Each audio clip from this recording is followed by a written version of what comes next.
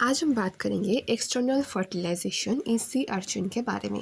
यानी कि sea urchin जो एक एनिमल है, एकाइनोडर्म है, जो मिलता है मेनली ओशंस में। उनमें जो एक्सटर्नल फर्टिलाइजेशन देखने में मिलता है उसके बारे में हम बात करेंगे। एक्सटर्नल फर्टिलाइजेशन और भी बहुत सारे एनिमल्स में देखने में मिलता है, जैसे कि फ्रॉग्स में, फिश में एक्सेट्रा, जो अपने एग्स और स्पर्म को पानी में रिलीज़ कर देते हैं, जहाँ पर एग और स्पर्म का फर्टिलाइजेशन होता है। तो जो है एग है वो एक सिंगुलर सेल है। उसके पास एक प्लाज्मा मेम्ब्रेन होता है। एग के प्लाज्मा मेम्ब्रेन के चारों ओर एक और कवरिंग होता है जिसका नाम है वाइटिलाइन मेम्ब्रेन, और उसके चारों ओर एक लेयर होता है जिसका नाम है एग जेली। इसे कोरोना रेडिएटा भी कहा जाता है। इस एग जेली लेयर से एक मॉलिक्यूल रिलीज होता है जिसका नाम है रिसेप्ट मॉलिक्यूल। ये मॉलिक्यूल अट्रैक्ट करता है सेम स्पीसीज के स्पर्म्स को। तो जो सारे स्पर्म वाटर में मौजूद है उस एग के आसपास, उनके पास ये रिसेप्ट मॉलिक्यूल पहुंचता है। जो सेम स्पीसीज के स्पर्म्स मौजूद है उनके पास एक रिसेप्टर होता है इस रिसेप्ट मॉलिक्यूल को एक्सेप्ट करने का। इस रिसेप्टर का नाम है रिसेप्टर गुआनाइल साइक्लेज। रिसेप्ट मॉलिक्यूल जब इस रिसेप्टर के साथ बाइंड करता है तब स्पर्म के अंदर कैल्शियम की एंट्री होती है, और इसकी वजह से एटीपी का प्रोडक्शन भी बढ़ जाता है। और एज अ रिजल्ट स्पर्म का मोटिलिटी बढ़ता है, यानी कि स्पर्म और तेज़ी से मूव करने लगता है। जितना ज़्यादा ये एग के पास जाता है उतना ज़्यादा ये तेज़ी से मूव करता है। इसी तरीके से मूव करते करते जो स्पर्म है वो पहुंच जाता है एग के आसपास इस रिसेप्ट मॉलिक्यूल की वजह से। इसे कहा जाता है कीमोटैक्सिस, यानी कि केमिकल की वजह से अट्रैक्टेड होकर स्पर्म एग के पास पहुंच गया है। अब होगा दूसरा स्टेप। एग के पास पहुंचने के बाद स्पर्म जो है वो स्टिक कर जाएगा, यानी कि चिपक जाएगा एग के साथ। कैसे चिपकेगा? चिपकने के लिए दो केमिकल्स यहाँ पर मौजूद हैं। एक केमिकल है जो है फर्टिलाइजिन, ये एक प्रोटीन है जो प्रेजेंट रहता है एग जेली लेयर पे। और दूसरा ये भी एक अमीनो एसिड से बना हुआ नाम है एंटी फर्टिलाइजिन, जो प्रेजेंट रहता है स्पर्म के हेड के ऊपर। ये दोनों फर्टिलाइजिन और एंटी फर्टिलाइजिन जब एक दूसरे के पास आते हैं तब एग्लूटिनेशन होता है, यानी कि जो स्पर्म है वो चिपक जाता है एग जेली के साथ। अब जो स्पर्म है वो चिपक चुका है एग जेली के साथ।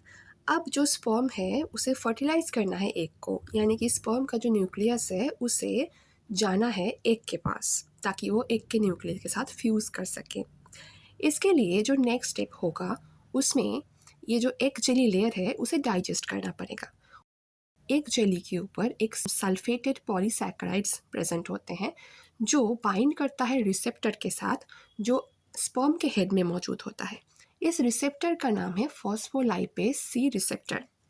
ये पॉलीसैकेराइड और फॉस्फोलाइपेज सी रिसेप्टर के बाइंडिंग की वजह से जो स्पर्म का हेड है वहाँ पे एक एक्रोसोम नाम का एक वेसिकल होता है जिसके अंदर कुछ केमिकल मौजूद होते हैं।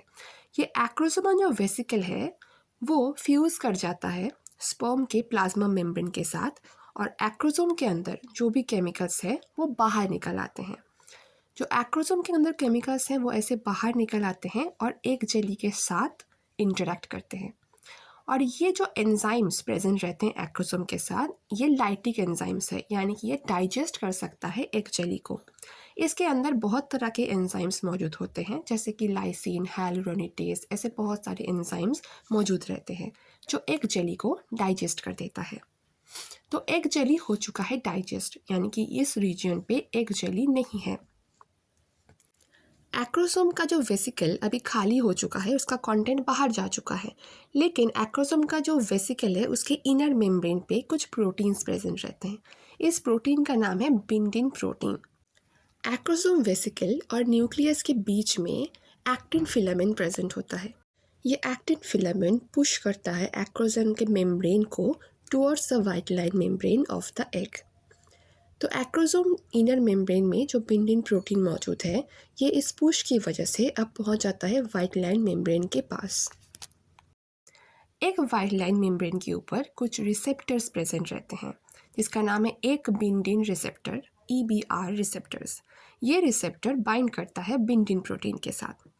इस रिसेप्टर के बाइंडिंग की वजह से जो एग का प्लाज्मा मेम्ब्रेन है वो फ्यूज़ कर जाता है स्पर्म के प्लाज्मा मेम्ब्रेन के साथ, जिसकी वजह से स्पर्म के अंदर जो मेल न्यूक्लियस है वो अंदर घुस जाता है एग सेल के।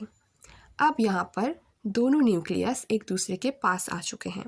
बाद में ये एग न्यूक्लियस और मेल न्यूक्लियस एक दूसरे के साथ फ्यूज़ करते हैं और जाइगोट बनाते हैं, और ऐसे फर्टिलाइजेशन कंप्लीट होता है। इस कंप्लीट पेज का फोटोग्राफ आपको इंस्टाग्राम और फेसबुक के पेज पे मिल जाएगा, और इस टॉपिक के ऊपर नोट्स भी आपको लिंक में मिल जाएगा डिस्क्रिप्शन में। Thank you.